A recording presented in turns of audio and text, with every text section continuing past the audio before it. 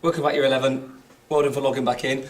Same as always, what I'd like you to do is to pause the screen, have a go at all 9 questions, and then once you've had a go at them all, unpause it and I'll talk you through all of them. Okay, so you've had a go at all of the questions. I'm now going to start off by talking you through the very first one, which is a subtracting fraction question.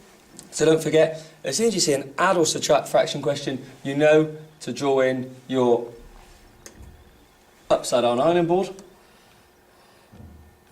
and then we just work through it. So 3 times 9 is 27, 2 times 5 is 10, 5 times 9 goes on the bottom, which is 45, and because it's a subtract, we put a subtract sign in the gap there, and then we just solve the problem. So 27 take away 10 is 17, so the answer is 17 over 45. Question 2 is a percentage of an amount question. So whenever we're trying to find percentages of amounts without a calculator, we always begin by finding 10%, don't we? So 10%, don't forget we then need to divide 60 by 10, which gives me £6. So if 10% is £6, then we can halve 10% to get 5%. So 5% is therefore £3. And if we want 15%, we can add those two bits together. So 10% plus 5% is 15%. £6 plus £3 gives me an answer of £9. Please make sure you always include your units at the end there, because you do get marks for those as well in the exam. Question number 3, a fraction of an amount question. I can guarantee you will be asked to find a fraction of an amount at some point in your exam, and it might even come up in more than one question, so you do have to make sure you're really confident with this technique.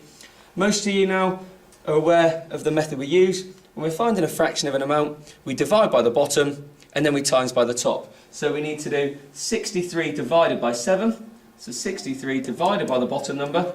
63 divided by 7 is 9. Then 9 times the top, so 9 times 3 gives me an answer of £27. So divide by the bottom, then times by the top, and don't forget your units for that one as well. Question 4, finding the mean from a group of numbers. Don't forget, we call it the mean because it's quite a nasty question. You have to do 2 different things. You have to add them all up to begin with, and then you have to divide by how many there are. So adding all of these up, we do 7 plus 12 plus 15 plus 7 plus 10 plus 9, which gives me an answer of 60. And once you've added them up, we then need to divide by how many there are. Well, we've got 1, 2, 3, 4, 5, 6 numbers, so we do 60 divided by 6, which gives me an answer of 10. So the mean of those numbers is 10. We can check to see if it looks reasonable. Obviously, we've got a couple of 7s, a 9, a 10, a 12 and a 15. So 10 being in and around the middle of those sorts of numbers seems to be an appropriate answer, so we're happy with that one. Solving an equation, number 5. To solve an equation, what we're always trying to do is we're trying to get our unknown, our letter, in this case x, on a side completely on its own. So the first thing I'm going to look to do is to get rid of my subtract 9. Well, if I want to get rid of subtract 9, I need to add 9 onto both sides. Because if I add 9 onto subtract 9, effectively they cancel. So adding 9 onto both sides gives me 4x on this side, and it gives me 22 on the right hand side there. Then, at the moment, we've got 4x. Well, don't forget that means 4 times x. Well, the opposite of timesing by 4 is to divide by 4.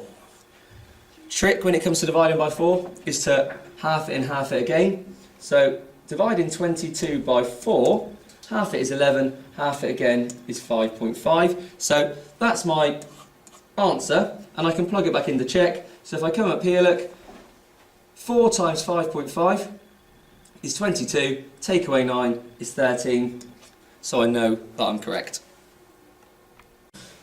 So for number 6, make sure you're aware of all of the shape names to begin with. So whilst you start to listen to this, in your head I want you to think about what the name of the shape is.